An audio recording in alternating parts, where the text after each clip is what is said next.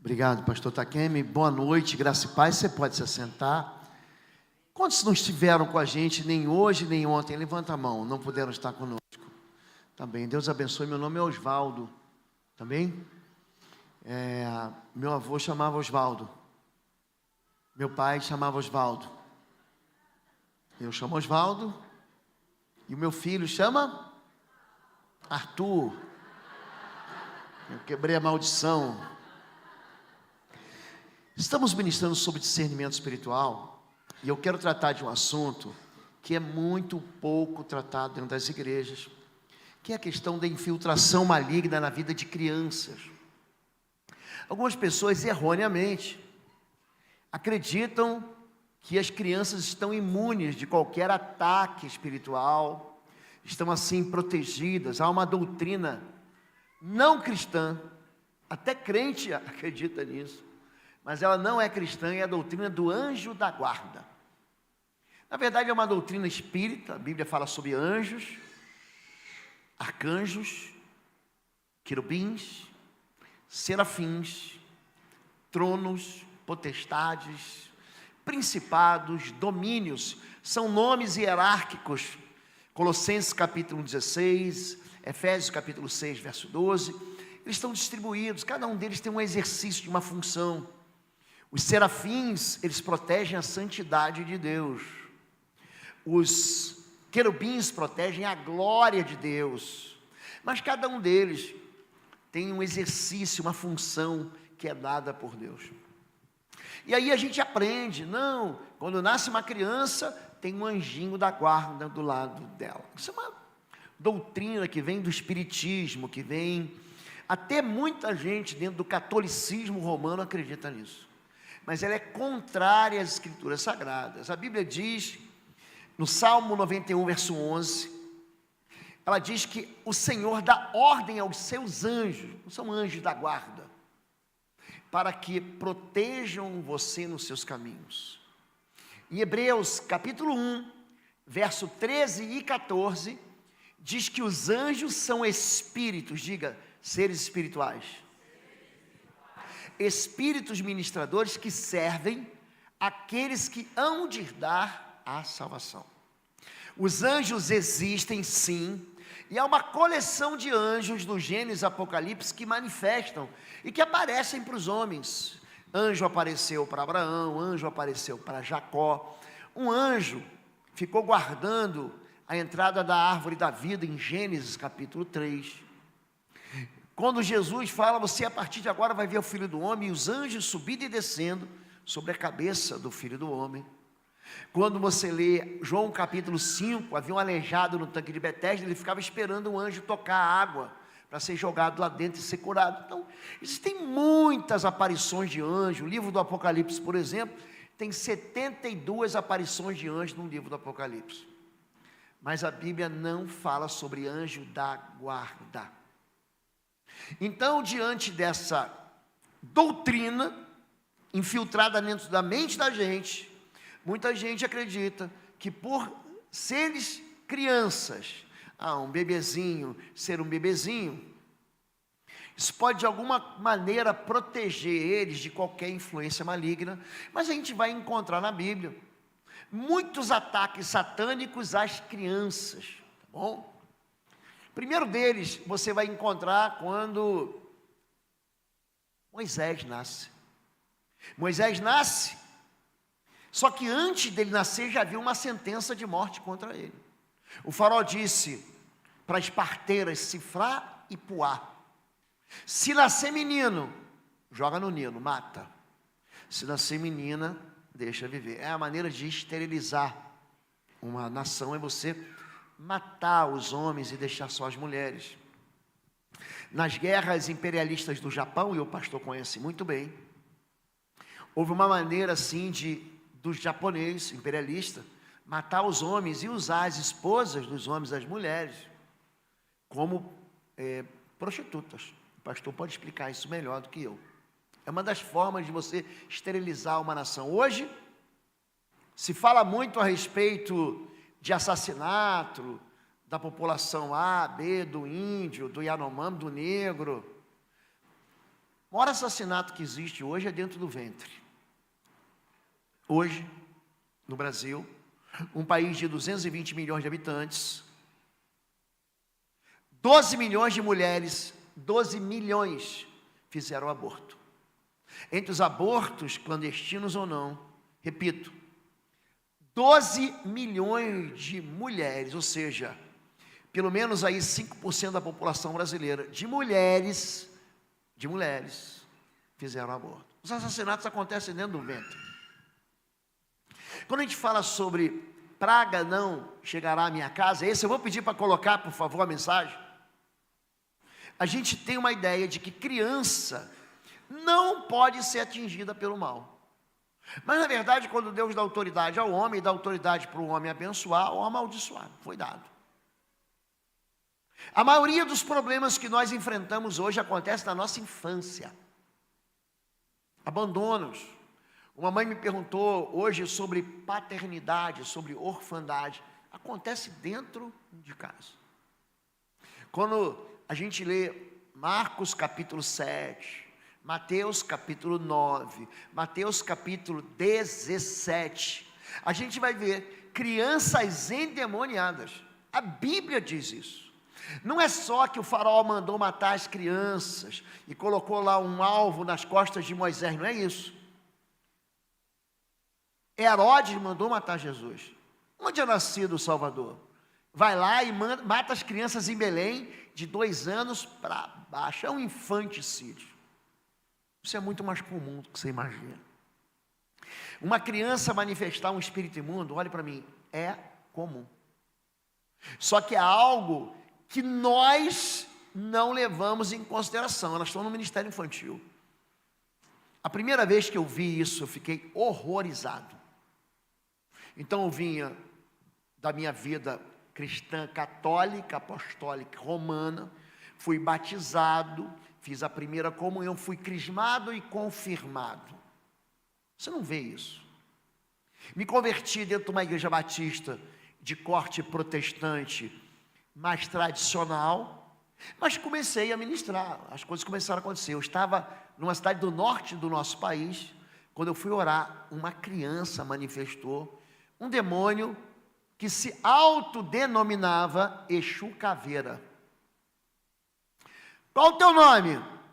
Eu sou Exu Caveira, ele falou. Eu estou aqui para destruir a vida da mãe dela. Uma criança. Depois disso eu comecei a experimentar e ter outras situações que eu comecei a ver. Tinha uma moça que deixava os filhos na escola bíblica, de manhã cedo, e só pegava essa criança à noite. Ela almoçava no domingo. Aí a irmãzinha perguntou assim: pastor, dá para você orar aqui? Tem uma pessoa assim, que é uma criança que é um pouco agitada demais. Ela usou a palavra perturbada, ela está perturbando. Quando eu fui orar, manifestou um demônio no menino. Eu fui orar pela irmã do menino, 4 anos. Manifestou no menino e depois manifestou na irmã do menino. Eu perguntei assim: quem são os pais? Ele falou: pastor, o pai está preso. O pai cometeu um crime, era envolvido com crime, com tráfico, está preso. A mãe, para sustentar, ela é uma mulher da vida. Então no domingo ela sai para fazer o seu programa, deixa a criança aqui e vai embora. E só volta à noite. Então esse é o quadro que eu encontro, que a gente não encontra. Eu citei aqui uma cidade, aqui perto que eu ministrei. No final do culto vem uma mulher falar comigo, uma senhora, era avó de uma criança. E ela já veio xingando a criança. Pastor, essa criança é do diabo. A avó falando isso, a própria avó. Essa criança não presta, essa criança é isso, ela xingando a criança. Quando eu fui orar por ela, havia cadeiras como essa de vocês, um pouco mais leve, mas coladas uma na outra. Elas são chamadas na minha cidade de longarina. Longarina é aquela cadeira que são juntadas 3, 4. Essa criança de 7 anos, pastor, ela pegava as cadeiras assim, ó, e jogava longe. Quem está de fora acha que é um piti. É um acesso de raiva da criança. Pensa numa criança, gente. Pensa numa situação difícil. É lógico que a criança sofreu algum tipo de abuso espiritual, emocional, sexual, alguma violência doméstica. Está claro isso. Só que você não consegue descobrir na hora. Você não consegue perceber na hora. Então você acha que o problema é a criança. Vou dizer para vocês, não é a criança. O problema é o lar da criança. É o ambiente que é o pai, é a mãe, é a avó. É a maneira, o lar, muitas vezes, o próprio lar é tóxico. Por causa do comportamento e das agressões que ela sofre, aquela vítima, aquela criança, só que acaba estourando nela. A criança é que fala assim, não, pastor, essa criança é perturbada. Aprenda isso, nunca é a criança sempre é vítima, sempre. Sempre, sempre, sempre. A criança não pode se defender. Apareceu um pastor falando uma bobagem esses dias na internet. Uma bobagem. Culpando criança pelo abuso que sofre. É um tolo. É um tolo e tem gente que dá voz para isso. A criança, na verdade, faz parte, o peso todo está caindo sobre alguém que não tem como se defender. Se você pegar uma criança e levar para ser consagrada num terreiro ocultista, gente, aqueles espíritos do terreiro ocultista vão entrar nela. Você pega uma criança que está no ventre e você dedicar ela, aqueles espíritos vão receber autorização sua para entrar. Na cabeça da mamãe, na cabeça do papai, na cabeça daquela pessoa, não. Eu estou dando para ela uma proteção espiritual. Então, na verdade, não está dando proteção nenhuma, está trazendo para ela o quê? Miséria. Mas a criança continua sendo vítima. Vocês estão entendendo? Quando a gente fala sobre praga, diz assim a palavra de Deus. Quando o exército, Deuteronômio 20 e Deuteronômio 23, são princípios de guerra espiritual. São capítulos que você que quer fazer guerra espiritual não pode deixar de conhecer. O capítulo 23 diz, quando, não é que você vai viver em guerra, mas quando um exército sair contra os seus inimigos, então te guardarás de toda coisa má. Porquanto o Senhor, teu Deus, anda no meio do teu arraial, para te livrar e a entregar a ti os teus inimigos, pelo que o teu arraial será santo, para que ele não veja o mal em ti e se aparte de ti. Você vai reparar que todas as guerras que Israel perde, depois que Deus está caminhando com eles, são causadas por alguma desobediência por causa de pecado. Israel tinha acabado de vencer, por exemplo, a cidade de Jericó havia sido destruída. O avanço silencioso do exército de Israel, eles cercam a cidade um dia em silêncio, 2 dias em silêncio, até o 6º dia em silêncio. No 7º dia, eles rodam a cidade 6 vezes em silêncio, mas na 7ª vez eles gritam, as muralhas vêm embaixo. Diz assim, pela fé as muralhas de Jericó caíram. Não é isso que tem Hebreus capítulo 6, capítulo 11? É isso. Só que no capítulo seguinte, eles vão avançar sobre um inimigo desse tamanho assim, ó. Não é uma cidade fortificada. E ali eles são derrotados e envergonhados. Por quê? Porque havia pecado no meio do povo. Eu tenho tentado ensinar aqui durante esses dias que a pureza é uma arma poderosa do Senhor. E Ele está dizendo que quando você sai para a guerra, você deixa fora pecado. Aqui a gente vai aprender que o que mata mais é a sujeira. Eu vou dar um exemplo para ser prático. Na Primeira Guerra Mundial, morreram no teatro de operações europeu, Turquia, Primeira Guerra Mundial, Alemanha, Sardenha, Grã-Bretanha, França, Prússia. A Primeira Guerra Mundial matou 37 milhões de pessoas. Eles morreram de tiro de fuzil, de pistola, de bacamarte, de baioneta. Primeira Guerra Mundial. No último ano da guerra, surgiu na Espanha a chamada gripe espanhola. Ela sozinha matou 20 milhões de pessoas nos primeiros 2 meses e 50 milhões em um ano. Presta atenção. Uma guerra mundial matou 37. Uma gripe matou 50 milhões. Repita comigo: a sujeira mata mais do que o inimigo. A malária na Guerra Civil Americana matou 1.316.000 pessoas. Você sabia disso? Você sabe que Norte e Sul se enfrentaram, os Yankees contra os Colorados. Eles lutam, mas morreu mais gente de malária. Napoleão Bonaparte, ele envia um exército com 33 mil homens a um lugar chamado Estado da Louisiana. Alguém ouviu falar no Estado da Louisiana? Era de Luís, lembra do rei Luís XIV, Luís V, Luís XVI, com a Revolução Francesa, aquela Bastilha, ele morre decapitado, não é isso? A Louisiana era um estado francês dentro das terras americanas. Ele manda um exército de 33 mil homens e 29 mil morrem. Olhe para mim, acredite em mim. Não tenha medo do diabo, tenha medo do pecado. A sujeira mata mais. O pecado mata mais. Eu era tenente e um contingente do meu quartel foi para Ruanda.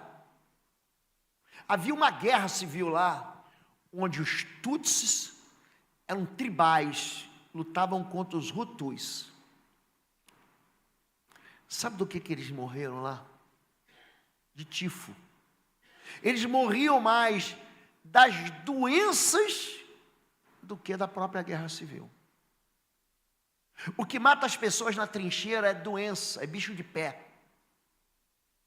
O que mata as pessoas mais na guerra, eu sei que você tem medo de guerra, eu sei que tem. Mas o que mata mais não são os fogos de artilharia. É a sujeira. A sujeira mata mais. Em guerra espiritual, querido, é a mesma coisa. Não fique com medo do diabo. Tenha medo do pecado. Porque o salário do pecado chama-se morte. Esse é o salário do pecado. Em Levítico 14, tem gente que fala assim: pastor, vai na minha casa. Dá para você olhar minha família?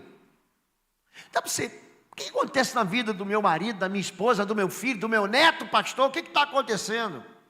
Isso é mais velho que andar para frente. Em Levítico 14, 35, o dono da casa fará saber ao sacerdote, dizendo: parece-me que há como que praga em minha casa. O sacerdote ordenará que esvazie a casa, antes que venha para examinar a praga, para que não seja contaminado tudo que está na casa. Depois virá o sacerdote para examinar a casa. O exame, quando a gente fala de discernimento espiritual, eu falei que a libertação não é analfabeta, não é surda e não é cega. Você lê sintomas, você ouve o que a pessoa está sofrendo, você enxerga o que a pessoa está vivendo. Aqui a pessoa vai pedir socorro para o sacerdote: tem alguma praga na minha casa. Eu gosto muito do Salmo 91, que diz assim, ó: praga nenhuma chegará na minha casa. Eu não temerei o terror noturno, nem a seta que voa de dia, nem a praga que anda sorrateira à noite, nem a mortandade que assola o meio-dia. 1000 cairão ao meu lado, 10.000 à minha direita, mas nenhum mal me chegará. Praga nenhuma chegará na minha casa. Existe uma proteção espiritual. Eu gosto, quando eu leio, por exemplo, Êxodo capítulo 12, Deus fala para Moisés: manda cada família pegar um cordeiro, sacrifica o cordeiro, pega o sangue e coloca nos umbrais da porta da casa. Naquela noite, o anjo da morte passará por cima e não causará dano. É a chamada noite da Páscoa. Essa palavra Páscoa significa passar por cima sem ferir, sem causar dano. Quando você traz Jesus para a tua casa, você precisa compreender isso. O acesso a todo espírito de praga, ele é cortado. Eu estive numa cidade de São Paulo, no final, já para o meio do final do ano passado. Comum. Chega a mãe e fala assim: pastor, ora pela minha filha. Ora pelo meu filho. São momentos inadequados, por quê? Chega um momento em que o pastor está muito cansado. Mas como é a única oportunidade que eu estou lá, eu vou orar. Nesse dia que eu estava em São Paulo, manifestou de uma criança um espírito imundo chamado Lilith. Eu vou falar nisso? É chamado de terror noturno. Ele é denunciado tanto no Salmo 91, quanto em Isaías, capítulo 54. É um espírito imundo. Ele manifesta em criança, manifesta em adulto também. Mas como é que esse espírito imundo entra ali, gente? Ele entra por causa de uma omissão, por causa de uma violência, por causa de uma ignorância dos pais. Quando a gente fala sobre examinar problemas, por que nós perdemos a clareza bíblica? Ambiente de pouquíssimo discernimento bíblico. Gente, nós estamos numa igreja de crente aqui. Hoje pela manhã nós fizemos uma pesquisa, só 12 pessoas leram a Bíblia inteira. 12 pessoas. Isso não é algo para essa igreja, isso acontece em todo o país. As pessoas confundem religião, misticismo com Bíblia. Sociedade demasiadamente permissiva, púlpitos e seminários cobertos por conceitos mundanos, mensagens desarmonizadas com a teologia bíblica, profecias impregnadas de ocultismo, de doutrinas de autoajuda e interpretações perversas e forçadas da Bíblia. É gente gananciosa ministrando para um povo aflito e desesperado. Esse é o quadro que a gente tem. As pessoas não fazem a mínima ideia da razão pela qual os problemas estão atingindo. Olha o que eu vou dizer para você. Se a igreja não for veloz, a igreja vai perder a geração Z. Vou fazer uma pergunta aqui. Quem tem menos de 30 anos aqui? Vou fazer uma pergunta para você. Que horas é o Jornal Nacional? Errou. Que horas é o Jornal Nacional, alguém sabe? Gente, essa geração não vê jornal. A minha geração chegava em casa, tomava um banho, tomava um café com leite, vou ver o jornal. Essa geração está tudo na internet. Já viu, que notícia? Eu já sei que o Rio Grande do Sul morreram 55 pessoas, eu já sei disso. Eu já sei que Canoas, que Porto Alegre está em colapso. Eu já sei que o Guaíba subiu. E eu não sou o Bonner. Eu não sou o cara do jornal. Não sou o Cid Moreira. Essa geração é muito mais veloz do que a gente. A nossa geração via televisão. Essa geração não vê televisão, ela vê tudo. Televisão para eles é rádio. Ele fica vendo o jogo com o celular na mão. Só olha quando ele fala gol, aí ele ia gol. Essa geração tem pressa, é veloz. A minha geração usou um negócio chamado telegrama. Alguém já ouviu falar em telegrama? Eu, quando casei, recebi uma pilha de telegrama dizendo assim: parabéns. A minha geração tinha convite, agora não, é save the date. Eu contei aqui da última vez, minha geração, vovó comprou uma televisão. Eu saía de um bairro chamado Ilha do Governador, andava 1 hora no Rio de Janeiro, chegava em Nilópolis, porque domingo a gente tinha que ver televisão com o Silvio Santos e o Baú da Felicidade. Era. Mamãe comprava o carnê do baú para ser sorteada. Sério, gente. Sério. Era a chance que ela tinha de ganhar uma televisão no Baú da Felicidade. Mas a televisão era de válvula.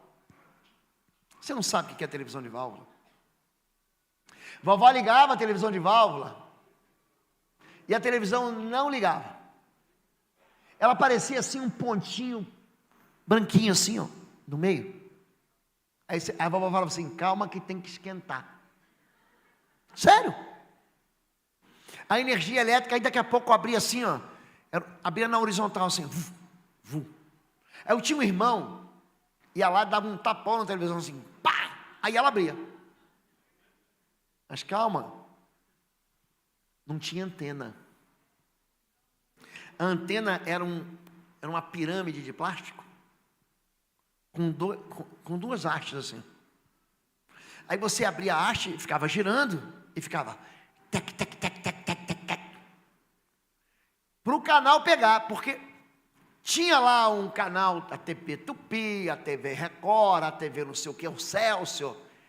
E dependendo do canal que você queria ver, a antena ficava numa posição. E não basta ser pobre, a gente colocava bombril. Lembra disso? Minha geração. A minha geração é lenta. A minha geração, essas crianças, se perguntar assim, ó, liga a televisão no dedo, ele não sabe nem onde liga. Se não tiver controle remoto, esquece. Na minha geração, o controle remoto era eu.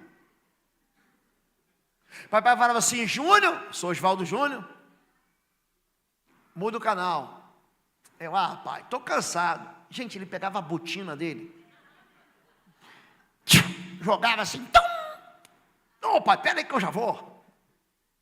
Aí você ia lá, mudava, ele, para, não, volta, aí já tinha perdido. Essa geração, a minha geração, Facebook, Orkut, falecido Orkut. Facebook está sendo sepultado também, a missa de 7º dia vai ter outro dia. A minha geração vendo Instagram, olha aqui a minha geração vendo Instagram.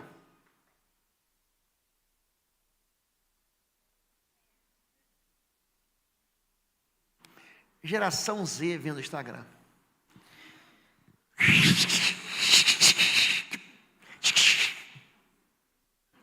Se a gente não aprender a pregar o evangelho em 15 segundos, eles não vão aprender. Não vão aprender. Eles só têm 15 segundos da tua vida. TikTok, tenta botar um vídeo de mais de 1 minuto lá. Bota lá, espertão. Eles são, ó, a jato. Eles são rápidos demais. E se a gente não ensinar os nossos filhos na velocidade dele, as gerações estão se encurtando. A geração do papai, para mim, 40 anos. A geração do vovô, para o meu pai, 40 anos. Essa geração, a geração que nasceu em 2000, a milenial. Vem a geração depois, a Z, chama o pessoal que nasceu em 2000, outro dia ali, de cringe, de velho. Esse cara é cringe. Ele é ultrapassado. No meu tempo, ser crente era cafona, era aí, ser crente nada, crente é povo feio, burro, pobre, que dá dinheiro para pastor. Minha geração. Hoje ser crente é legal. Sou crente. Tá de onde? Da 4ª Presbiteriana, sou da Batista Renova, sou da Lagoinha, sou da Bleia. Hoje, quem não é crente, você devia ser crente. Se a gente não ensinar os nossos filhos na velocidade que eles precisam, a gente vai perder eles. O que está acontecendo é que a gente não tem mais ninguém. As crianças não gostam de ler, não querem ler e acham perda de tempo ler, e a gente não ensina. Você pega o teu filho e leva para a festinha no sábado, seja de 15 anos, seja de 14 anos, aí no domingo você não pode trazer ele para a igreja. Não, ele está muito cansado, pastor. É uma geração que só tem direito. Cadê meu iPhone? Eu brinco com meu filho. O meu filho, alguns anos atrás, ele falava assim: pai, por que você não compra uma BMW? Você não compra uma Mercedes, a Ferrari? Eu falei: filho, porque eu escolhi ser pai, eu escolhi ter filho. Filho custa caro. Sabe quanto é que custa um filho? E aí, ele foi estudar, ele ganhou uma bolsa e foi estudar nos Estados Unidos, está lá até hoje. Aí esses dias, ele tem um Jeep, que é um ponto abaixo desse Renegade no Brasil. Pensa um carro ruim. Toda hora deixa ele na mão, comprou um usado lá numa feira de leilão, achou muito barato, $500. Ih, pai, me dei bem, então vai, meu chapa. De vez em quando o carro dá pane, o câmbio não entra, ele fala, pai, faz uma oração forte aí, porque o câmbio automático não entra. Eu falei, filho, compra uma Ferrari, compra uma BMW, eu falo para ele isso, porque agora ele sabe o preço, mas antes ele só tinha direito. Ué, não vai ligar o ar-condicionado? Eu falei, não, porque a gasolina está acabando, e se eu ligar o ar-condicionado eu fico no meio do caminho. Você lembra disso? Você lembra, gente, como é que você comia hambúrguer? Lembra como é que era? Tu comprava aquele hambúrguer da Sadia, fininho, ele era fininho, desse tamanho assim, você botava assim, você olhava assim, era quase transparente. Você lembra disso? Hoje não. Tem um tal de Madeiro. Já ouviu falar Madeiro? Gente, é ô glória, mas tu deixa os olhos no prato. É mais caro que a vida. Você vai no cinema, gente, o pacote de pipoca é mais caro que o teu rim. Dá para parcelar em 12 vezes? Para uma coca, eles me metem uma Coca-Cola de 2 litros. Eu falei, para que isso? É o combo. É o combo. É uma geração que só tem direito, não tem dever não. Você fala para arrumar a cama, para lavar o copo, lavar o prato, tirar o prato da mesa, aí está me oprimindo. É uma geração frágil, é ou não é, gente? E não é Nutella não. Eles não têm vínculos. Eles vivem de experiência em experiência. Você viu quem vai estar em Campo Mourão essa noite? Fernandinho. Aí os jovens vão tudo para ver o Fernandinho. Laura Sogueles, vai todo mundo. Central 3, vai todo mundo. Não existe vínculo. Gente, eu tenho um jovem parente meu, que ele troca mais de emprego do que eu troco de roupa. Não estou brincando. Foi contratado agora, saiu da ExxonMobil, trabalhava com petróleo, foi contratado pela Bradesco International, não sei o que, do Bank. Aí quando foi esses dias, eu recebo uma notícia aí, você ficou sabendo? Eu falei, o quê? Vai trabalhar em Nova York. Eu falei, o quê? Começou hoje, eu falei, mas não falou com o tio? Foi embora. Não tem vínculo. Quando saem esses celulares novos, iPhone, eu tenho um sobrinho que é muito estudioso, muito estudioso.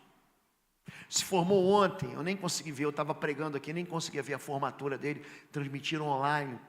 Menino um crânio. Aí ele terminava o ano, você sabe que mais ou menos setembro, outubro, o iPhone vira, né? Eles vendem, sai do 14, vai para o 15, sai do 15, vai para o 16, não tem isso? Gente, pensa num bicho caro. E aí o que ele faz? O pai dele vai e falou, como você passou de ano antes, você não precisou ir para a final, eu vou te dar um iPhone. E ele troca de iPhone, não vai para os Estados Unidos não, o pai dele manda buscar. Aí teve um ano passado, ou retrasado, pandemia, ele falou, tio, passei de ano. Eu falei, meu pai me deu um presente. Eu falei, o quê? Me deu um iPhone, com um relógio do iPhone, com Apple Air, não sei das contas, no ouvido. Me deu quanto? Total, R$18 mil. Porque ele passou de ano. Sabe o que eu ganhava do meu pai quando eu passava de ano?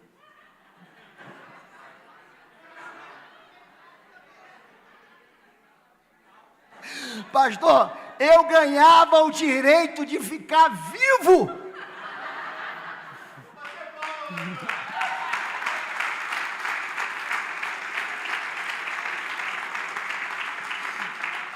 Gente, se eu ficasse reprovado, vocês não conheciam o seu Oswaldo e Dona Inês, não conheceram. Não conheceram. Eu acho que eu Sem brincadeira, eu ia morrer. Eu ia morrer.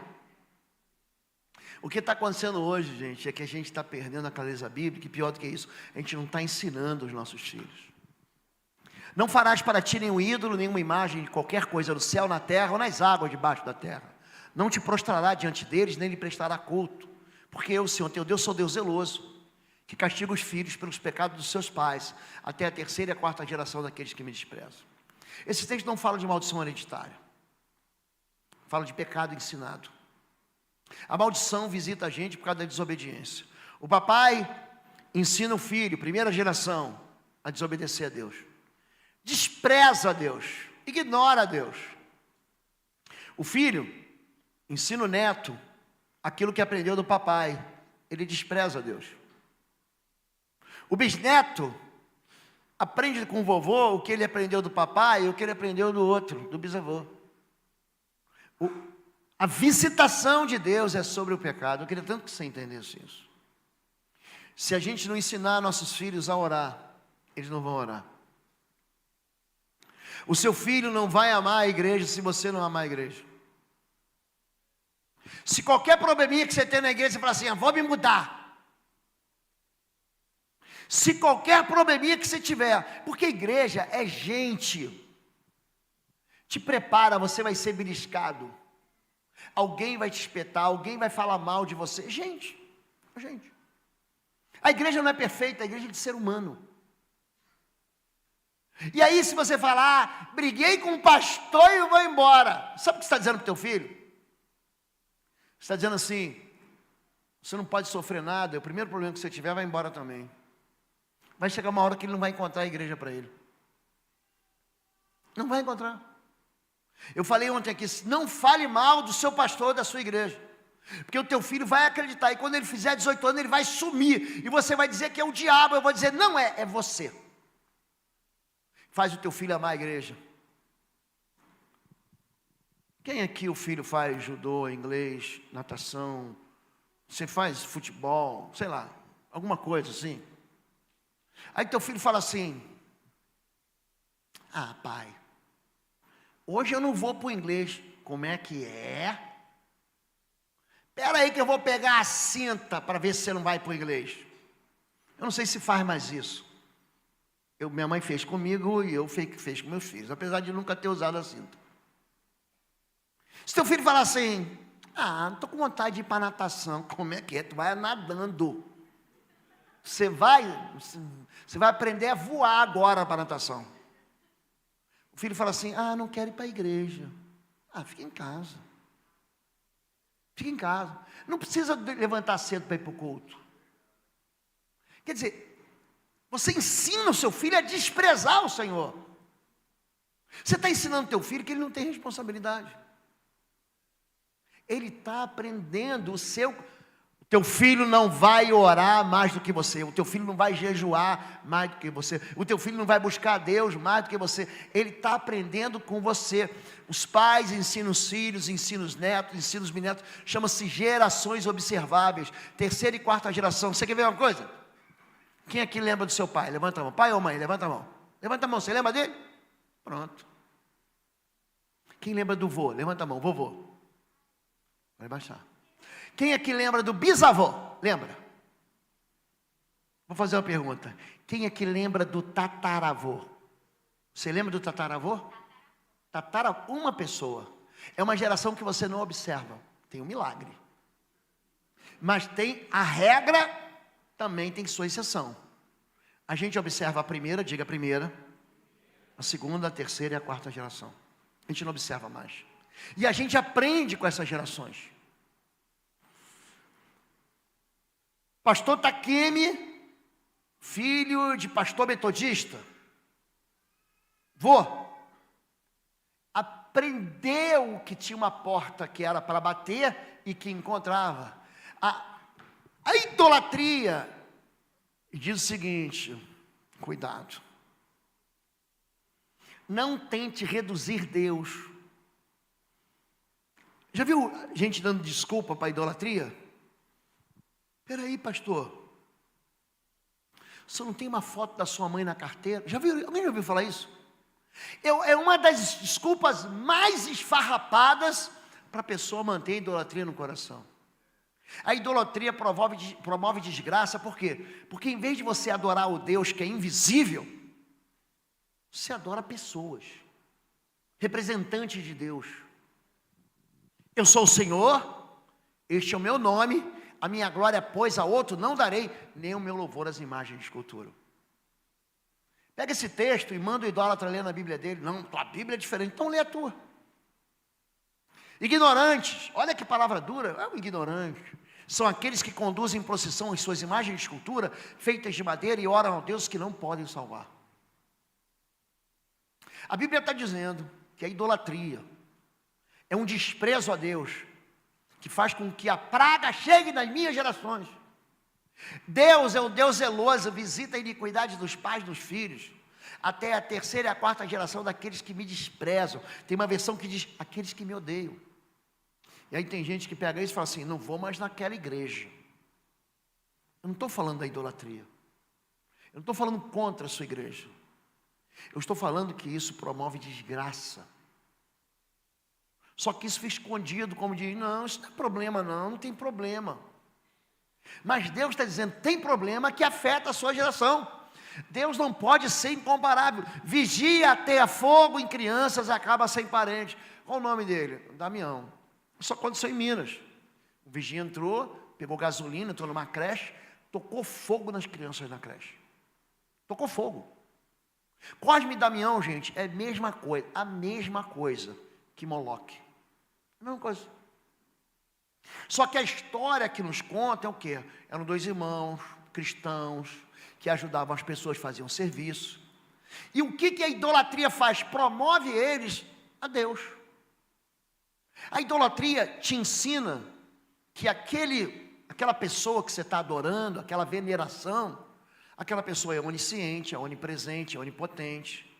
Então você está orando para alguém que não é Deus, que ele está no Japão, na China, tem lá uma pessoa dos Estados Unidos, do México, orando para aquele senhor, aquela senhora, como se ela pudesse ouvir todo mundo, ou seja, ela toma ela toma o status de deusa, de Deus, ela ouve tudo, ela pode tudo, ela faz tudo, ela está em todo lugar, ela é onipresente, ela é onisciente, ela é onipotente.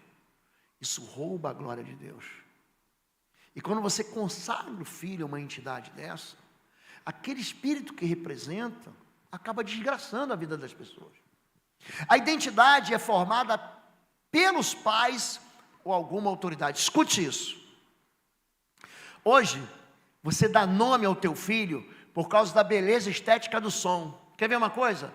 Daqui a 50, 60 anos vai ter um monte de velhinho chamado Enzo, Benjamin, já viu Benjamin? Aurora. Tem um monte de criança, é a moda. No meu tempo era Marcelo, Marcos, Paulo. Agora não. Agora tem uma geração Z, é nome tudo em inglês. Elliot. Benjamin, não é Benjamin, pastor. São nomes que você dá, que nome lindo, pastor. Quando a gente era garoto, qual era? Genivaldo. Não, juntava o nome do pai com a mãe, não era isso? Ivan com Romilda, Ivonilda, não tem? Não tem, gente? Tinha o pai Luz e a irmã Bernadette. Tinha um filho, Luzinete, a gente brinca, né? Não é, gente? Junta, Osvaldo, tá aí. Era o nome de quem? Era o nome de um diplomata. Osvaldo era um cara brabo, pensa um diplomata inteligente, um homem muito culto. Só que para mim, Osvaldo é nome de velho. Olha lá, seu Osvaldo. É aquele velhinho. Aquilo que era bonito lá atrás. Deus tem nome, sabia que Deus tem nome? Sabe qual é o nome de Deus? O nome impronunciável. Quando Moisés se encontra com ele, Deus está dizendo, vai, ele diz, não vou, sou pesado de língua, eu não sei falar nem de ontem, nem de anteontem. Deus, vai, que eu vou ser com a tua boca. E quando eu chegar lá, qual o nome que você vai me dar? Ele fala, Erie Asher. Diga assim, Erie Asher, Erie.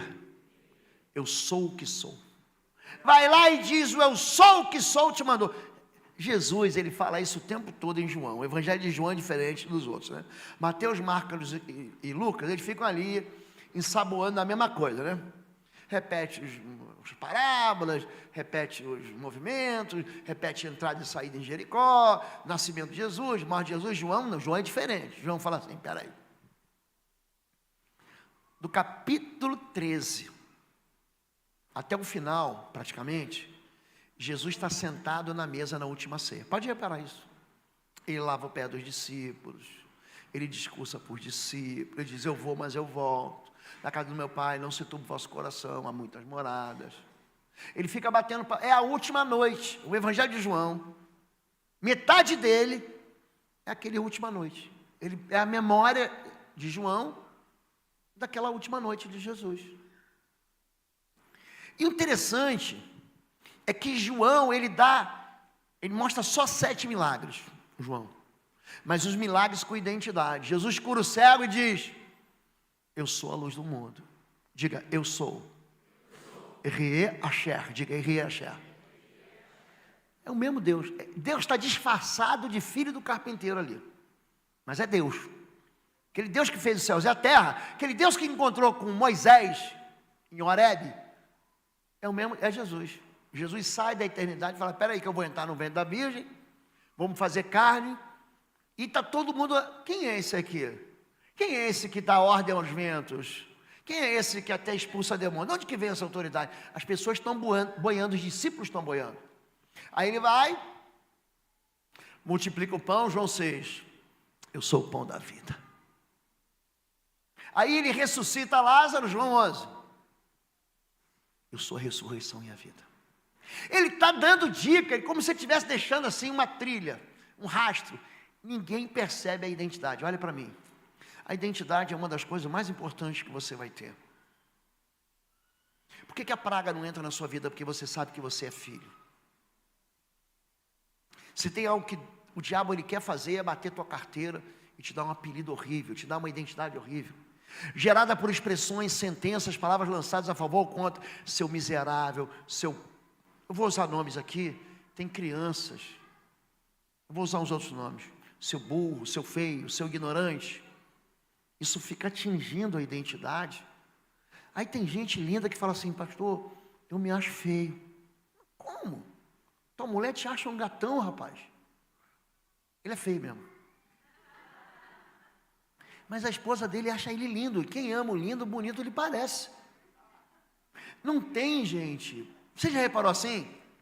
Você vai assim num shopping, numa praça, você vê assim, uma moça bonita com um homem feio, mas feio de doer, não tem? Tem? Já viu isso? Mas o contrário também não tem? Você olha às vezes assim, mulher, homem não acha homem bonito, tá? Sinto muito dizer para você, pra gente, homem é tudo feio, não tem aquele homem bonito, esquece. No máximo fala assim, ele é um cara boa pinta, no máximo. Aí a mulher fala assim, vê aquele homem, a mulher, né? Acha o homem bonito, fala, o que aquela feiosa está fazendo com aquele homem bonito? Por quê? Isso é gosto. A identidade vai roubando de nós, a mentira da identidade, vai roubando de nós quem a gente é. Mesmo se as palavras não forem verdadeiras, elas podem ser absorvidas como legítimas. Pastor, eu nunca vou sair dessa situação, eu nunca vou conseguir vencer, eu nunca vou sair dessa dívida, eu nunca vou ser feliz. É isso aí, ó. Crianças não têm nenhuma ideia do valor que tem para Deus, não tem ideia. Jesus fala assim, ó, deixe de vir as minhas crianças, não os proibais, delas é o reino dos céus. Se você não se fizer como essa criança, humildade, de maneira alguma você vai dar o reino dos céus. Elas crescem e continuam acreditando em uma imagem e identidade próprias que são distorções. Ela não sabe quem ela é. Repara que quando Satanás vai tentar Jesus, o que ele faz? Ele ataca a identidade. Se tu és o filho de Deus, transforma a pedra em pão.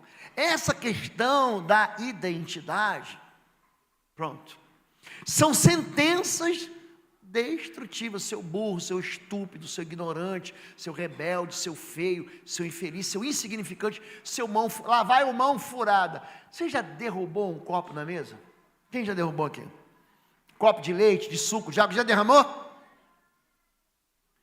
Se você derruba e é a tua mãe e você é filho dela, você vai tomar um beliscão. Seu estabanado! Agora, se o pastor for na tua casa, pastor Taqueme, pastor Lobo, for na tua casa e derramar um copo de açúcar em cima daquela mesa que mamãe guarda, que quem deu para ela foi a vovó, que passou para ela a bisa. Sabe aquela mesa guardada por dia importante? Ela fala que nada, pastor. É velho, é assim mesmo. É ou não é? Quebra uma taça para você ver. Tua mãe, ó. Minha mãe tinha um negócio que ela fazia assim. Gente, parecia 2 tábuas de tijolo assim, ó. Pá, pá, pá, pá, pá. Falei, vou entrar no couro. Ou então ela falava assim, quer ver? Oswaldo Lobo Júnior. Gente, quando ela me chamava pelo nome inteiro, a minha batata estava fritando. O nome, ele estimula uma reação. Frases que arruinam uma identidade. Você nunca vai ser feliz, nem Deus se importa com você. Você é um fracasso mesmo, é tudo culpa sua. Você é um incômodo para todos. Você nunca vai ser ninguém. Seu vagabundo sempre vai ser miserável. São palavras que para você, pastor, isso é bobagem. Para criança não. Ele acredita mesmo, gente, que ele é feio. Ele acredita mesmo que ele é bonito. Esses moços feios, que casam com moças lindas, eles acreditam neles. Você fala assim, ela é muita areia para o teu caminhão. Ele, nada. Eu vou conquistar o coração dela. Insistente, cheio de fé, ele vai lá e conquista. Ele entrega para ela algo que ninguém vai entregar. Nenhum moço bonito entrega aquilo que aquele moço feio está entregando para ela. Quem está entendendo isso, gente? A formação dessa identidade deturpada é chamada de trocada. Jacó troca o nome. Deus fala assim, você não vai se chamar Jacó. O que significa Jacó, gente? Diga usurpador. Diga enganador. É aquele que passa a perna. Ele passa a perna. Isso aí, faz negócio com ele não, que ele vai te enrolar. Por quê? Porque você lutou como um príncipe. Então, teu nome agora vai ser Israel. Diga, príncipe. Diga, principal. Ele é o principal. Jacó agora trocou de nome. Esses nomes produzem bênção ou maldição, carregam sentenças relacionadas com o perfil da personalidade. Quem era Saraí? Diga, mulher briguenta. Deus fala, peraí, teu nome vai ser Sara, princesa. Ele troca o nome. Ele diz, você, lembra de manhã que eu falei, não pai, Abrão? Teu nome vai ser pai de nações. Expressões ligadas a uma característica genética. O irmão é cabeçudo, olha lá o cabeção. Olha lá o mãozudo, o pernudo, o pezudo, o orelhudo. O narigudo, o comprido, o magro, o gordo, o alto. São expressões que colam nas pessoas, que colocam nas pessoas identidades trocadas, apelidos com virtudes ou fracassos. Quem lá é o ladrão? Pronto. Quando eu falo a palavra ladrão no Brasil, fulano é o ladrão. Em quem você... Não precisa falar não. Em quem você pensa? Fala assim, mito. Quem você pensa? Você está entendendo, gente? Gente, eu estou dando um exemplo para você. Para você compreender como os apelidos ligam a virtudes e a fracassos. Você está compreendendo isso? Vou fazer um outro exemplo. Quem é o Fenômeno? Lembra do Fenômeno? Lembra dele?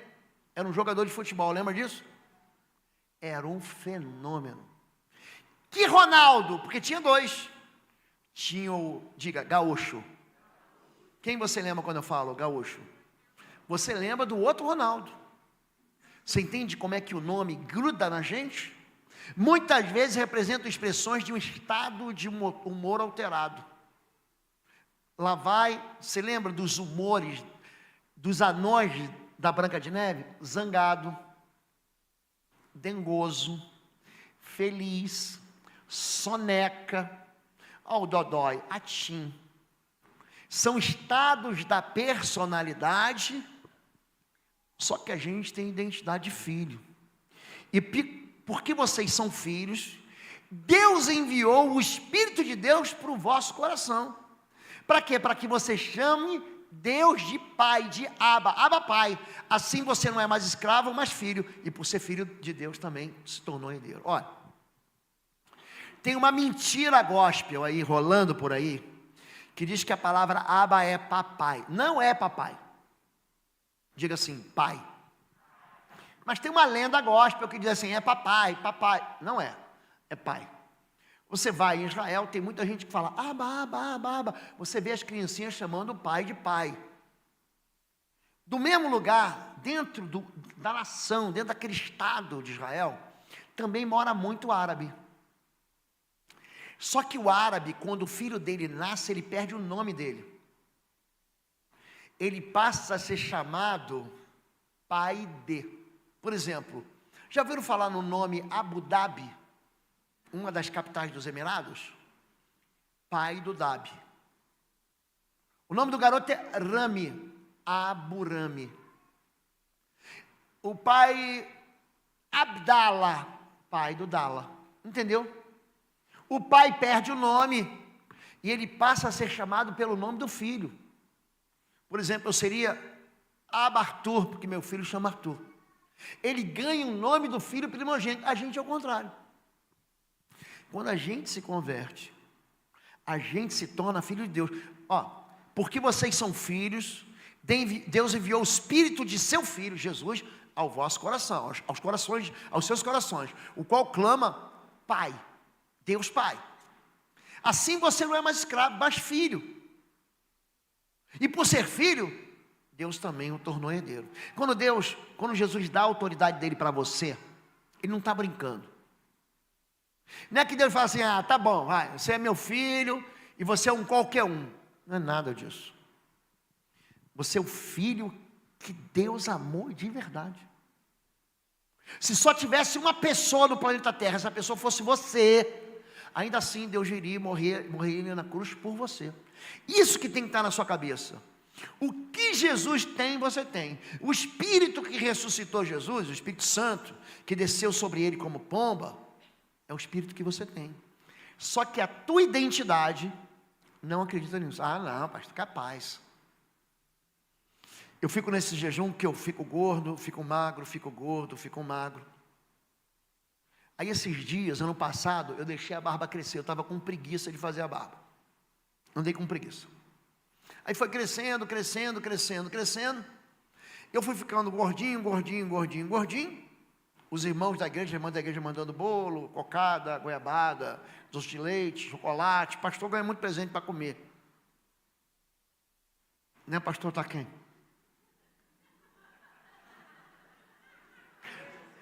Gente, eu fui no restaurante do Maguila, eu falei aqui, né? Aquele homem é bendito do Senhor. Que comida boa, gente. O que eu estou falando mesmo? Aí eu estou no aeroporto. Aí eu estava com Fabiola, não estava nem no Brasil. Estava eu e Fabiola, não lembro mais onde é que eu estava embarcando. Não lembro. Aí chega uma pessoa assim atrás de mim e fala assim, tocou assim no meu ombro, você parece o pastor Lobo. De barba. Gente, são mais de 14 milhões de visualizações no YouTube todo mês. Tem um monte de gente que me conhece. Eu vou para todo lugar, o cara fala, pastor, posso fazer uma perguntinha de libertação? Estou com uma dúvida, todo mundo faz. Aí a pessoa veio e tocou para mim e falou assim, você parece o pastor Lobo. Eu falei, eu sou o pastor Lobo. Ela, capaz. Aí eu falei, não, essa aqui é minha esposa, a pastora Fabiola. É mesmo, é o pastor Lobo. Quando a gente fala sobre identidade de filho, você não precisa provar para ninguém que você é teu pai. Prova aí, Radassa. Prova aí que o pastor Takemi é teu avô. Não, pera aí que eu tenho uma identidade aqui. Minha mãe é filha do meu avô, eu sou neta dele. Você não precisa ficar provando a tua identidade. Prova aí que tu é filho do seu Osvaldo. Eu já tenho o nome dele. Meu pai é Oswaldo Lobo, eu sou Oswaldo Lobo Júnior. Eu já tenho o nome dele. Não preciso ficar provando. Mas o mundo espiritual duvida disso. E fica tentando roubar isso de você. Porque a palavra de Deus é viva e eficaz e mais penetrante do que espada alguma de 2 gumes e penetra até a divisão da alma e do espírito, juntas e medulas, e apta para discernir pensamentos e intenções do coração. Como é que você usa a identidade de forma a fazer o inimigo cair de joelhos? Através daquilo que a gente está ensinando. Quer me ajudar aí, varão? Não sei se está aí. Como é que eu vou detectar a praga através da identidade de uma pessoa que roubaram a identidade dela? Número 1, insuficiência econômica, históricos de mortes, repetições de enfermidades, divisões familiares, anormalidades, desvios na área sexual, cadeias pecaminosas, comportamentos com vícios repetidos, ataques malignos frequentes, quebras de alianças familiares. Me ajuda, vai passando, por favor. De fato, vamos buscar uma resposta aqui. Logo que ouviu falar dele, certa mulher, cuja filha estava com um espírito, diga, imundo. Eu tenho falado isso todo fim de semana, tem ou não tem, gente? Ele adora sujeira. A filha dela, não era a mamãe, filha da mamãe, veio, lançou-se aos seus pés. A mulher era grega, sírio-fenícia de origem, não era crente, não era presbiteriana, não era pentecostal, não era tradicional, não era assembleiana, não, ela era não cristã. Está claro para vocês isso? Dizer que ela era grega é que ela adorava Artemis, ela adorava Tertuliano, ela adorava Adriano, ela ia no templo de Trajano. Você está entendendo isso? Ela não adorava o Deus de Israel, mas ela tem um problema de demônio na filha dela, e rogava a Jesus que expulsasse de sua filha o demônio, e ele disse: deixe que primeiro os filhos comam até se fartar, depois, pois não é correto tirar o pão dos filhos e lançá-lo aos cachorrinhos. Ela respondeu, olha a resposta dessa mulher: sim, Senhor, mas até os cachorrinhos debaixo da mesa comem das migalhas das crianças. Então ele lhe disse, por causa dessas respostas, por causa dessa resposta, repita isso, por causa, é a maneira como você responde com fé, sabia? Você pode ir, o demônio já saiu da sua filha, ela foi para casa e encontrou sua filha deitada na cama, o demônio já tinha deixado. É a maneira como você responde à fé. Todas as crianças na Bíblia que foram libertas, restauradas, curadas, ressuscitadas, o pai ou a mãe estava lá. Sabia disso? Jairo encontra com Jesus no porto de Cafarnaum e fala assim: Jesus, vamos na minha casa. O pai está lá. O pai do menino que eu citei de Nazaré, um endemoniado, que o diabo jogava no fogo, na água, tentando matá-lo, sabe quem estava lá? O pai. Eu trouxe para os teus discípulos, eles não conseguiram curá-lo, eles não conseguiram expulsar o demônio. Me traz o menino aqui. Toda libertação, todo fim da praga em casa, vai depender do pai ou da mãe. Diga, do pai ou da mãe. Não importa se você é pai solteiro ou se você é mãe solteira, isso não tem importância. A Bíblia nem diz que essa mulher tinha marido. A Bíblia não diz que aquele homem lá de Nazaré, do Monte Tabor, tinha esposa. A Bíblia não diz isso. Gente, Ana, já ouviu falar em Ana, mãe de Samuel? Ela gera um filho que o pai não está dando bola. Eucana não está nem aí. Ela briga com Penina, não tem filho. Todo ano ela sobe. Ela não é uma mulher, fui no culto da libertação, fui no culto de domingo, de sábado, Deus não me deu, vou desviar. Gente, a Bíblia diz que Ana subia ano após ano para adorar ao Senhor e pedir a mesma coisa: quero um filho, quero um filho, quero um filho, quero um filho, quero um filho, quero um filho, quero um filho, quero um filho. Penina, a rival dela, já tinha 6 filhos, diga 6. Ela já tinha experimentado meia dúzia de gravidez, já tinha tido 6 filhos, ela continuava crendo no Senhor. O marido dela não estava nem aí para ela. Mulher, eu sou melhor do que muitos filhos. Ele chegava e dava o melhor das porções. O que você quer comer? Quer comer comida japonesa? Eu te levo para comer comida japonesa. O que você quer? Eu te dou o melhor restaurante, a picanha, Angus, Black Angus, de Kobe. O que você quer? Um sapato bonito? Escolhe a loja inteira. Temos uma mulher de fé. O que você quer? Bolsa? Mulher tem um negócio com bolsa que a gente que é homem não entende. A gente não entende isso. Vamos sair, ela fala, pera aí que eu esqueci minha bolsa. Eu duvido o homem comprar uma bolsa para a esposa aqui e acertar. Está duvidado. É o negócio dela. Aí você vê lá, Tommy Hilfiger, Coach, Louis Vuitton. Você sabe que tem aquelas falsetas, né? Falsificadas, não tem? Está lá a mocinha no ponto de ônibus com uma bolsa Louis Vuitton.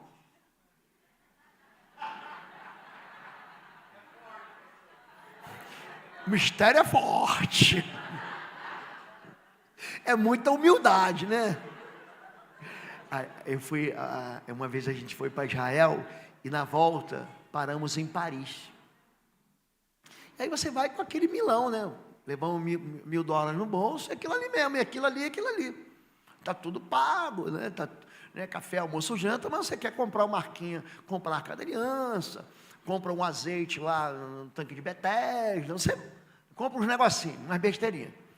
Aí chegamos em Paris, fomos passear numa rua principal chamada Champs-Élysées. Você dá no Arco de Triunfo, tem um Campo de Marte, e se você andar assim, tem um Museu do Cid das Contas para cá, a Torre Eiffel para lá, bem bacana, viu, gente? Vale aí um aniversário de 10, 20, 15 anos de casamento, vai lá, leva a tua esposa. Não recebo nenhuma palavra de fé, olha só. Só murmuração. Vai ficar no deserto. Porque tu não creste, xerematuria. Porque vai andar no deserto. Vai visitar Guarapuava.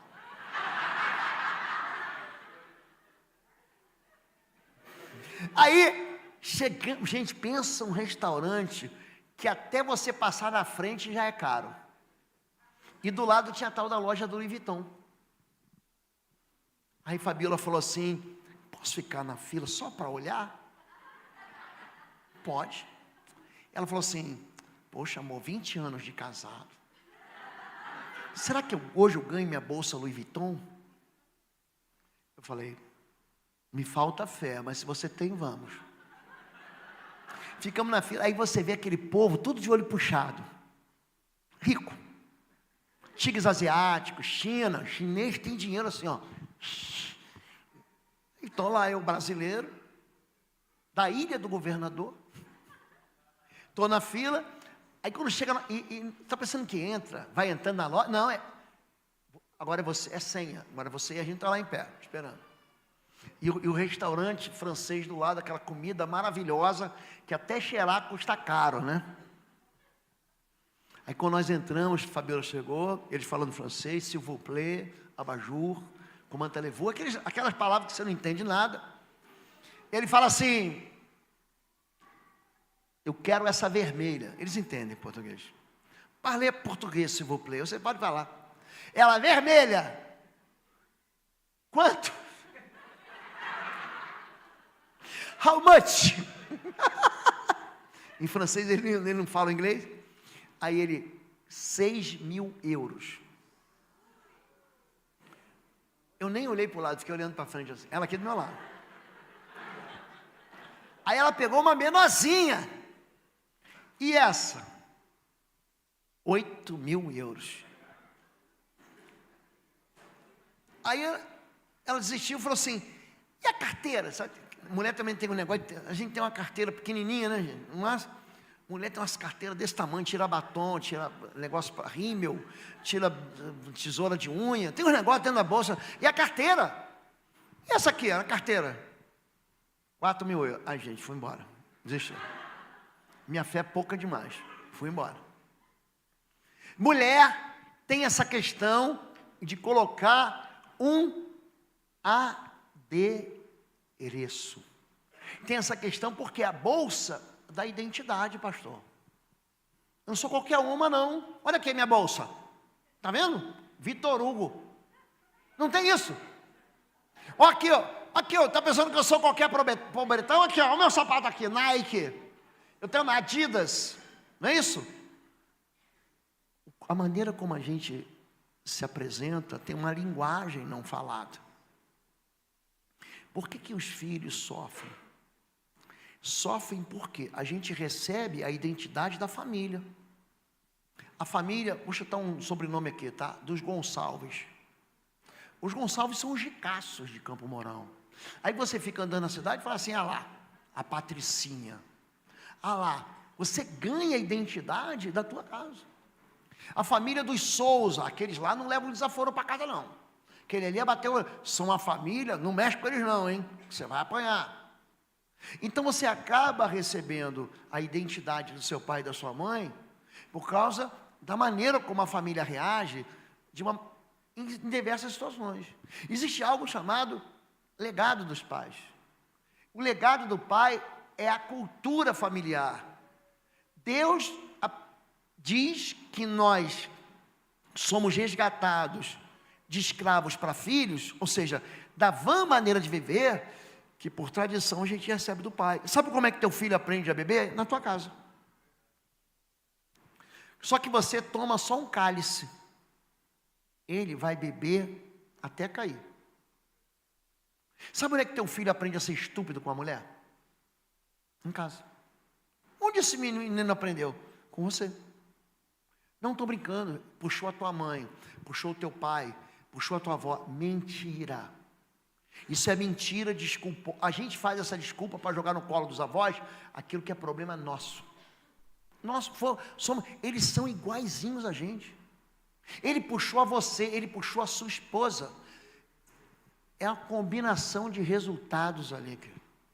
Eu não estou nem falando de genética. Eu estou falando de comportamento. Resgatados da vossa vã maneira de viver, que por tradição recebeste dos vossos pais.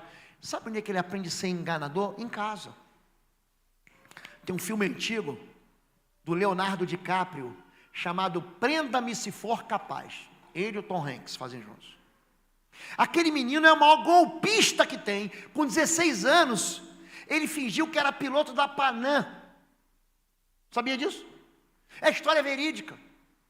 Com 17 anos, ele fingiu que era médico dentro do hospital. Com 18 anos, ele passou num concurso para ser juiz, sem nunca ter sido advogado. Pensa num falsário, falsificava cheque. Sabe com quem ele aprendeu? Com o pai dele. O pai dele era malandro. A mãe dele enganava o pai enganava a mãe, ele está dentro de casa, e a mãe está comprando ele com dinheiro. Toma um cheque para você. Toma um dinheiro para você comprar um disco. A gente aprende, porque existe algo que é perpetuado pela tradição, chama-se legado. Existe algo chamado, volta.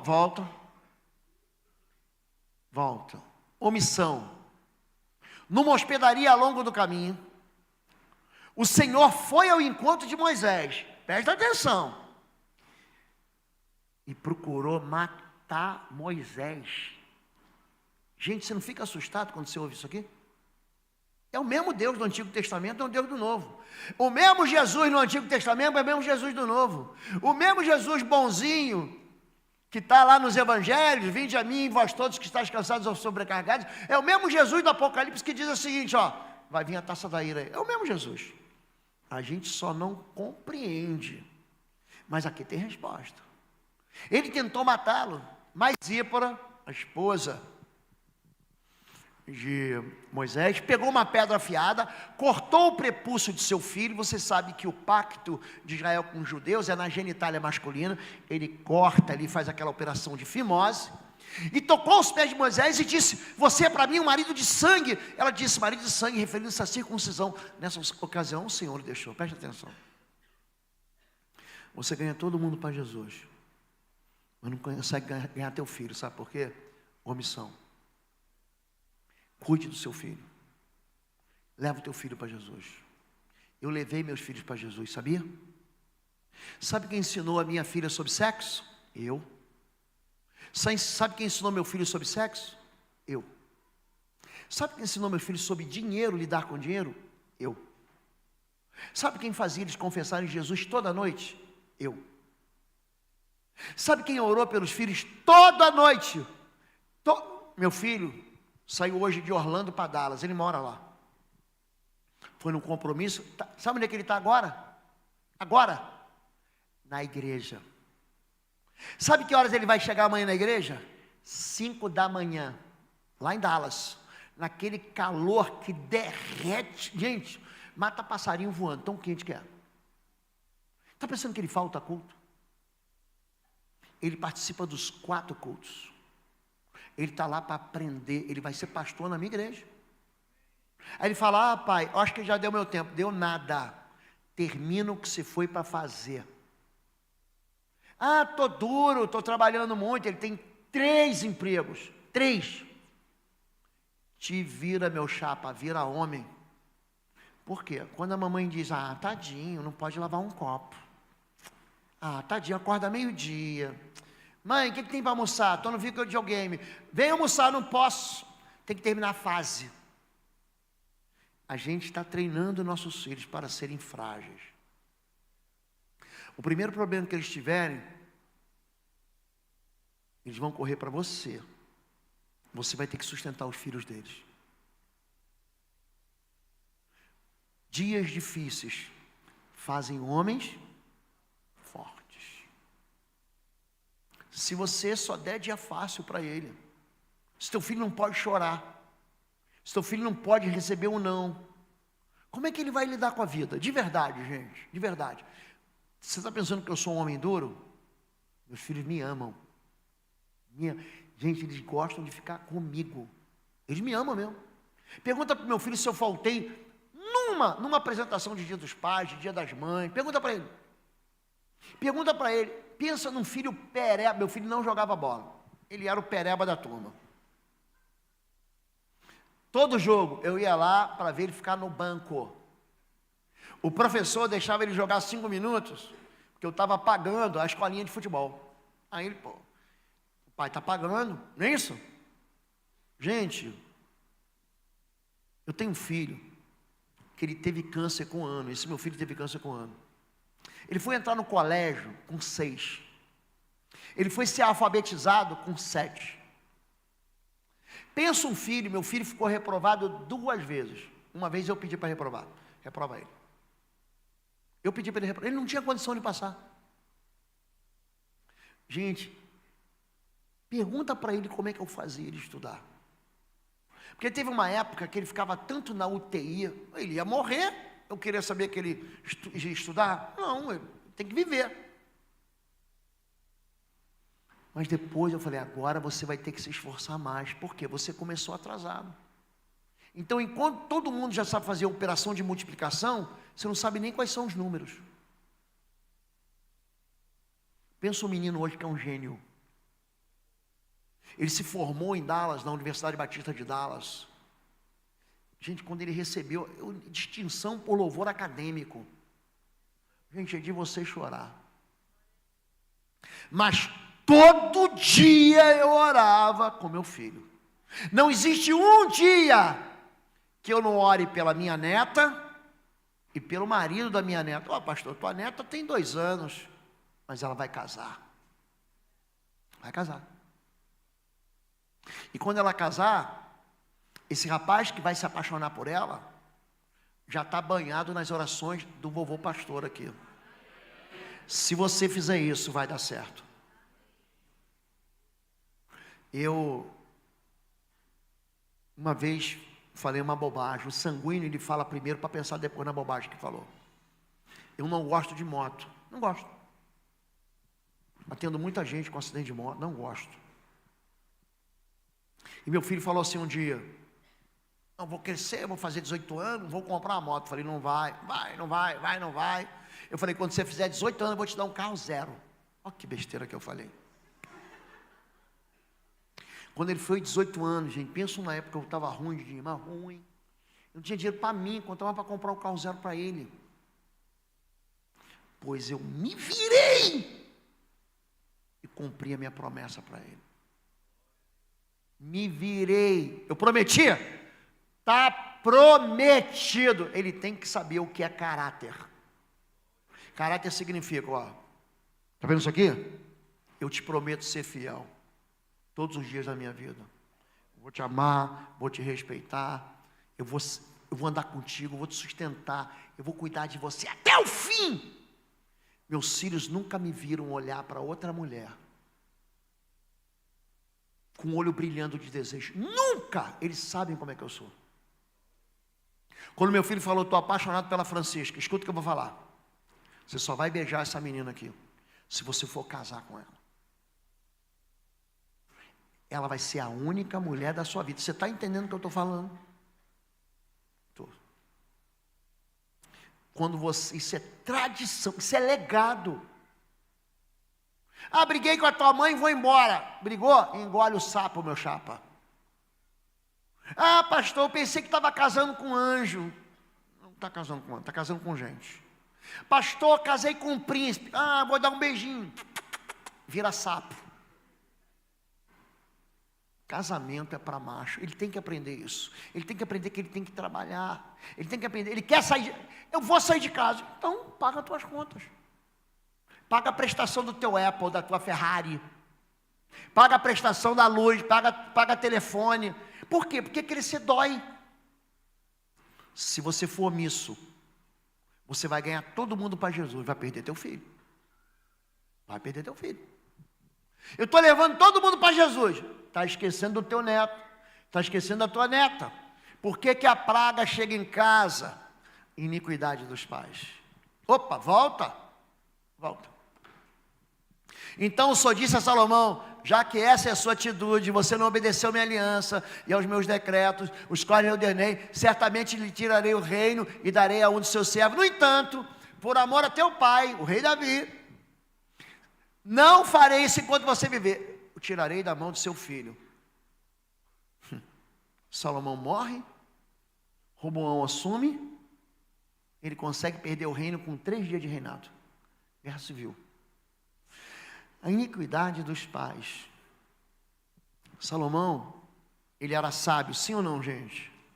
Ele escreveu 3 livros da Bíblia, lembra? Cantares, Eclesiastes e Provérbios. O pessoal não via de longe para se consultar com ele e falar assim, me dá um pouco da tua sabedoria. Gente, mas ele não tinha temor do Senhor. Ele coloca ídolos dentro de Jerusalém. Ele casou com 1000 mulheres. Aí você vê que ele é rico, né? Aí tinha lá a mulher 358. Fala, mozinho, não esquece, temos um compromisso. Vamos ter uma noite. Na próxima quinta-feira, está marcado na minha agenda, que a gente vai ter uma noite de namoro. Aí ela fala, não posso, meu amor. Na quinta-feira que vem, eu vou ter que adorar ao Deus dos meus pais lá de Moabe, Camus, Moloque. Eu tenho que orar lá ao Deus dos filisteus, Dagon. Eu tenho que orar lá ao demônio, não sei de onde. Aí ele, não, meu amor, quinta-feira é nosso dia. Sabe o que eu faço? Não precisa ir lá adorar, não. Eu vou fazer um ídolo aqui, pertinho de casa. Vamos fazer um ídolo de Moloque aqui. Vamos fazer um ídolo de Dagon aqui. De Baal Peor. De Mamon. Qual o demônio que você serve? Gente, isso foi irritando tanto ao Senhor. Porque ele está vendo que os filhos de Salomão, preste atenção, todos eles se desviam. Todos os reis de Israel foram uma desgraça. Até que chegou a Babilônia, derrubou o templo, derrubou tudo. Sabe por quê? Porque os filhos repetem os pecados dos pais. Até a 3ª e a 4ª geração. Você está entendendo isso? Tem os poucos reis que escapam. Asa, rei de Judá, não de Israel. Ezequiel não, Ezequias. Ezequiel era profeta, não confunde a cabeça do povo.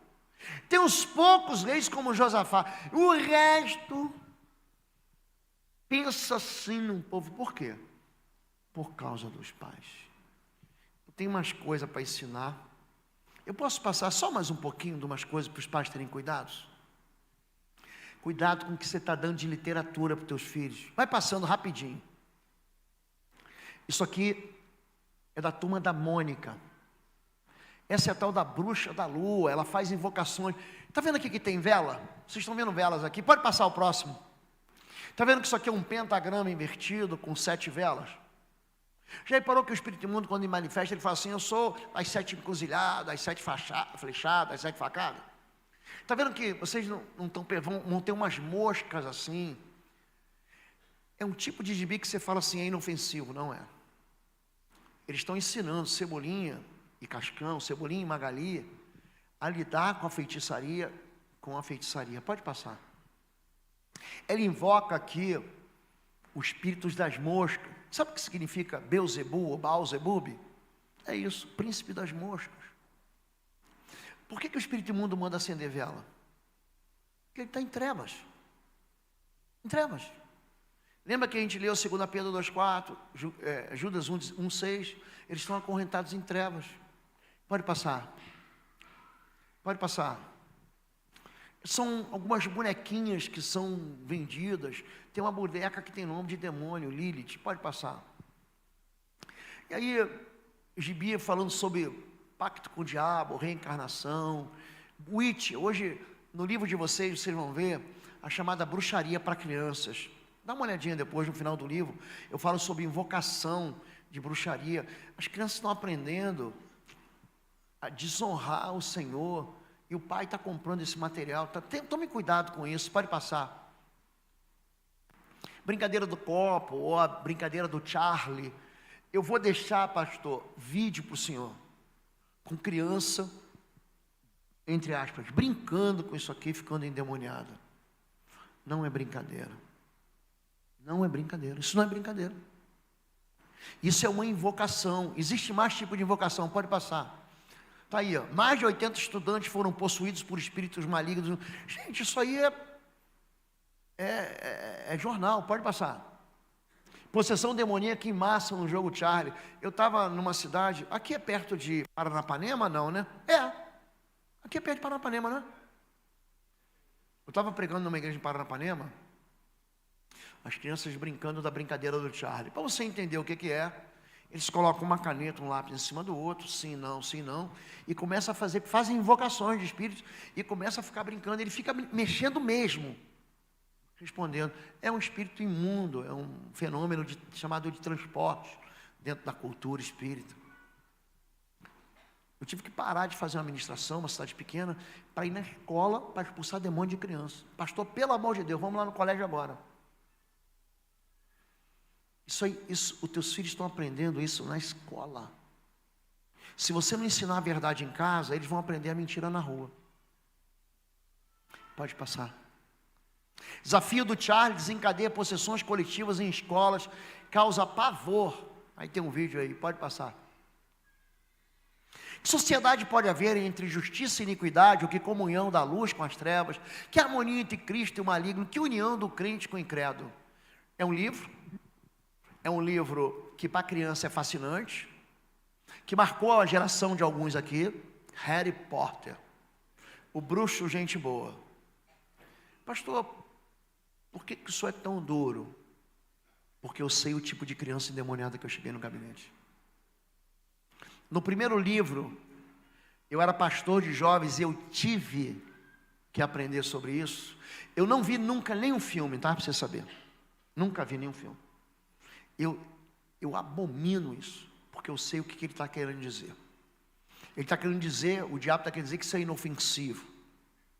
No primeiro livro, Harry Potter é a pedra filosofal. Se você não sabe, fala sobre um homem chamado Flammarion. É uma história sobre uma química mágica. E tem uma pedra lá.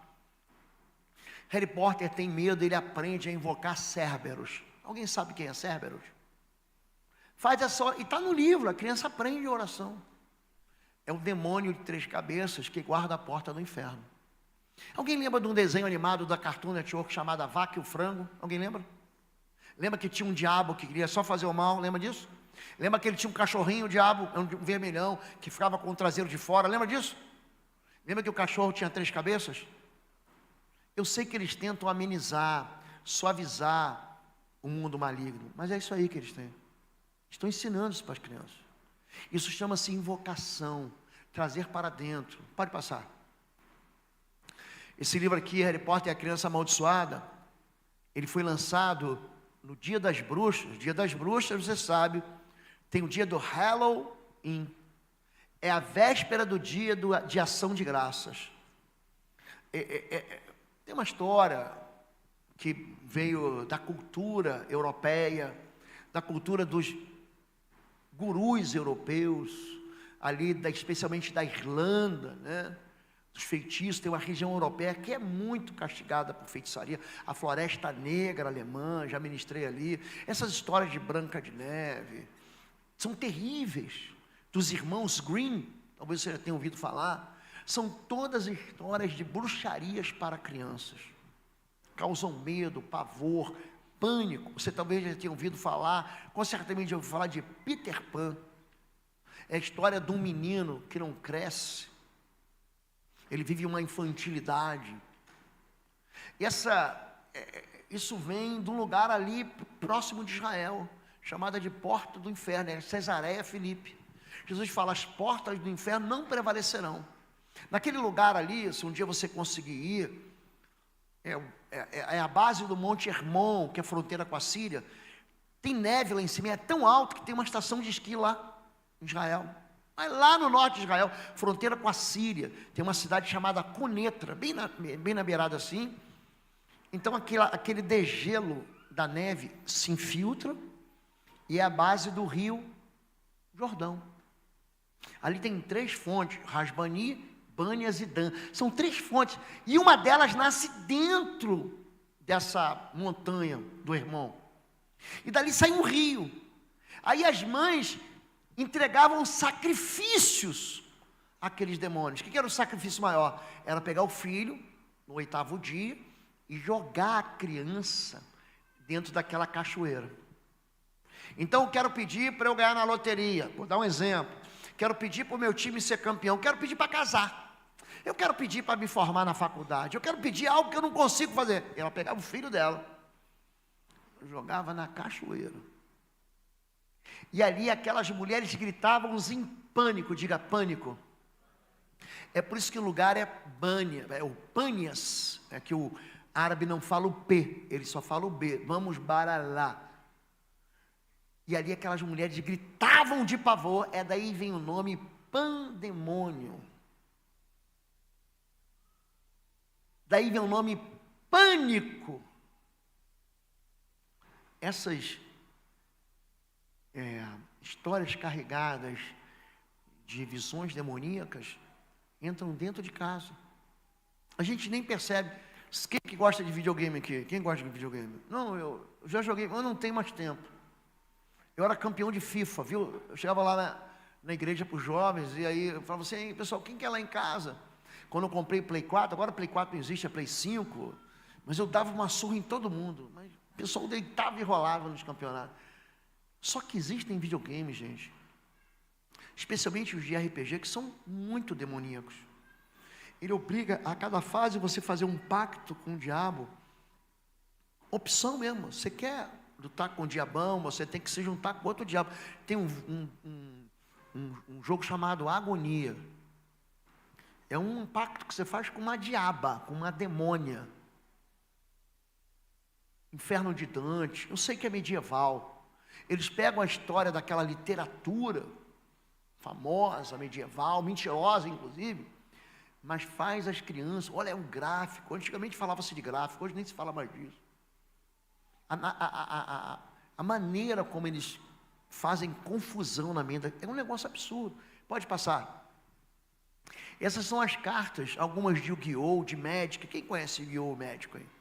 É carta de invocação. Eu vou ler para vocês aqui, eu vou deixar, depois aí o pastor pega. Ó, você invoca o diabo irritante, o diabo escaldante, o demônio da tocha. Pode passar. Ato blasfemo, está aqui, não sei se você consegue enxergar. A minha vista não é boa, você consegue enxergar? diabos baderneiros, brincadeira do diabo, feitiços, pode passar. Assombração da meia-noite. Já reparou que todo o trabalho é feito na sexta-feira à meia-noite? Quem notou isso aí? Já viram isso? Já reparou que com Israel é tudo de dia, com o diabo é tudo à meia-noite? Com Israel é o sol do meio-dia, com as trevas é meia-noite. Invocação cruel, pode passar. Arcanjo dos dízimos, demônio das sombras, garras do demônio, pode passar. E aí, são algumas cartas, e o valor dela, tem uns valores tão absurdos, R$891, são valores assim que, então a pessoa compra para ter poder, e no RPG, cada hora você tem um personagem, às vezes você é o mago, às vezes você é o herói, às vezes você é o feiticeiro, às vezes você é o rei, e por aí vai, você troca a personalidade, a identidade, pode passar. Tome cuidado de fazer tudo que lhes ordenei. Não invoquem o nome de outros deuses. Não se ouçam tais nomes dos seus lábios. Não deis lugar ao diabo. Ontem, eu vi uma pessoa aqui, ó, invocar o nome de um espírito imundo aqui. Ele nem percebe que faz, porque está dentro da cultura brasileira falar. Aquele que invocar o nome do Senhor, diga Senhor, Senhor. Esse será salvo. Tem gente que faz apelos a todo tipo de senhor, de senhora, sem nem saber o que está falando. Pode passar. O que afasta Deus, o que atrai o mal, não levem coisa alguma que seja detestável para dentro da casa, senão vocês também serão separados para a destruição. Considera-na proibida, detesta-na totalmente, pois está separada para a destruição. Dispõe-te, santifica o povo e diz: santificai-vos para amanhã, porque assim diz o Senhor Deus de Israel: há coisas condenadas no vosso meio, Israel, os vossos inimigos não poderem resistir, enquanto não eliminarem do vosso meio as coisas condenadas. Eu vou parar aqui, tem muito mais coisa para ensinar para vocês, mas já são 9h30 da noite. Deixa eu falar uma coisa para vocês, tenham cuidado. Não chega em casa agora vamos fazer a fogueira santa de Israel. Lembra a gente era garoto? Tinha um boneco do Fofão. Quem lembra do boneco do Fofão? Que diziam que tinha uma faca dentro. Não fica buscando pelo em ovo. Tinha uma marca, não existe mais, chamava Fido Dido. Quem lembra da Fido Dido? Quem lembra disso? Existe isso ainda? Aí falava assim: você não pode usar essa camisa, é fio do diabo. Tinha gente que pegava o adesivo da Coca-Cola. Alguém já fez isso? Aí junta assim, aí faz um nome feio. Já viram isso aí? Olha para mim, não se preocupe com isso. Não é isso. É a maneira como você invoca essas coisas. Não vai chegar em casa quebrar os DVDs do teu filho de videogame. Não faz isso. Ele vai ficar com ódio de você. Não chega em casa comprando as bonecas queimando as bonecas da Turma da Mônica, ou fazendo uma fogueira com os livros do Harry Potter, do Senhor dos Anéis, os vídeos lá, o streamer, não tem nem mais isso, né? Do Crepúsculo, não faz isso. Olha para mim. Seja o pai que você tem que ser.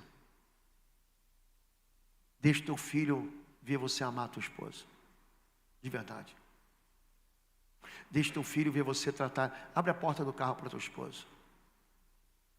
Faz isso. Dá honra para ela. Trata ela como um vaso de honra, mas frágil. Para de ser cavalo. Para de ser estúpido. Não fale palavrão em casa. Peça perdão aos seus filhos. Eu sei que você dá o melhor para eles. E é a tua responsabilidade dar o melhor. Eu dou tudo nessa casa aqui. O problema é seu. Você não quis ter filho? Não quis casar? Agora segura essa bucha aí. Você, mulher, não fale mal do seu marido para os seus filhos. Não conspire pelas costas. Não critique quando ele estiver fora. Pronto, já vai chegar o teu pai aqui, com aquele mau humor. Ore pelo seu marido. Vocês dois orem junto para os seus filhos. Retire as palavras de desgraça que estavam sobre eles. O fato de você ser órfão ou não ter paternidade não significa que esse legado vai ser passado de geração em geração. Deixe teu filho saber que ele é amado. Se você tem filho grande como eu tenho, que já saiu de casa, continue orando por eles todo dia. Não se canse. Continue atraindo a bênção de Deus sobre eles. Não deixa que a tua casa seja uma casa de confusão. A tua casa tem que ser uma casa de paz, de esperança. Se você tratar mal o teu filho, ele vai fazer 18 anos, vai sumir, só vai aparecer na tua casa uma vez por ano no Natal e olhe lá. Se você for um pai amoroso, uma mãe amorosa, se você for um pai que disciplina em amor, você não vai deixar correr frouxo, não. Eu nunca deixei correr frouxo.